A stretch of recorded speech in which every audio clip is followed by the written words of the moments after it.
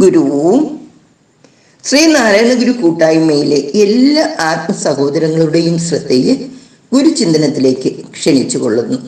ഇന്നത്തെ വിഷയം ഭക്തിയും അഹങ്കാരവും. മനുഷ്യർ എല്ലാം ബ്രഹ്മസ്വരൂപത്തിൽ ഒന്നു തന്നെയാണ്.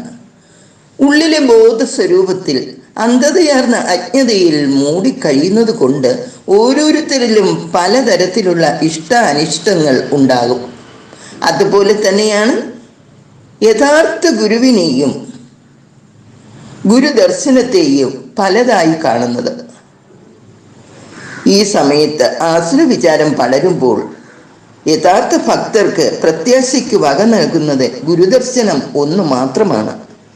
ജാതിമത രാഷ്ട്രീയ ഭേദമന്യേ ഈ വിപരീത ചിന്താഗതിക്കാരോട് പ്രതികരിച്ചു പോകുന്നത് മഹാഗുരുവിൻ്റെ സന്ദേശങ്ങൾ ഉദ്ധരിച്ചുകൊണ്ട് മാത്രമാണ്.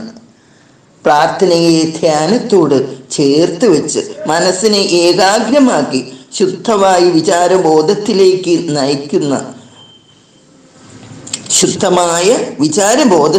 നയിക്കുക എന്നതായിരുന്നു മഹാഗുരുവിൻ്റെ മാർഗം.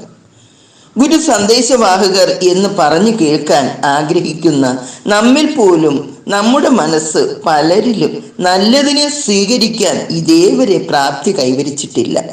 ആയതിനാൽ ആസുര സങ്കല്പം പല മന്ദിരങ്ങളിലും തിരികെ വന്നു ചേർന്നുകൊണ്ടിരിക്കുന്നു. മഹാഗുരുവിൻ്റെ പരിശുദ്ധി ക്രമത്തിന് ഒരു വായ മൂടിക്കെട്ടി ഗുരു അരുത് എന്ന് കൽപ്പിച്ചരുളിയതെല്ലാം ശ്രേഷ്ഠന്മാർ ഗുരുഭക്തർ എന്ന് സ്വയം അവകാശപ്പെട്ട് രണ്ടും തുനിഞ്ഞിറങ്ങിയവർ പലത് തിരികെ കൊണ്ടുവന്നിരിക്കുന്നു. ജനസമൂഹത്തെ വീണ്ടും ഇരുട്ടിലേക്ക് തള്ളിയിട്ടുകൊണ്ടിരിക്കുന്ന ഇവർ എന്തു ചെയ്യണമെന്ന് അവർ തന്നെ ചിന്തനം ചെയ്യേണ്ട സമയം അതിക്രമിച്ചിരിക്കുന്നു.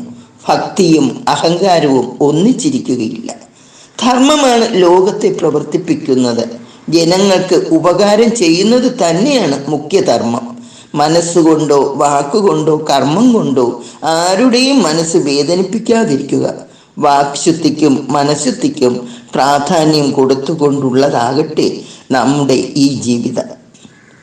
ഓം സച്ചിദാനന്ദ സ്വരൂപായ നമഃ. ഇത് ശ്രവിച്ച എല്ലാ സുമനസ്സുകൾക്കും നല്ലൊരു സുദിനം ആശംസിക്കുന്നു.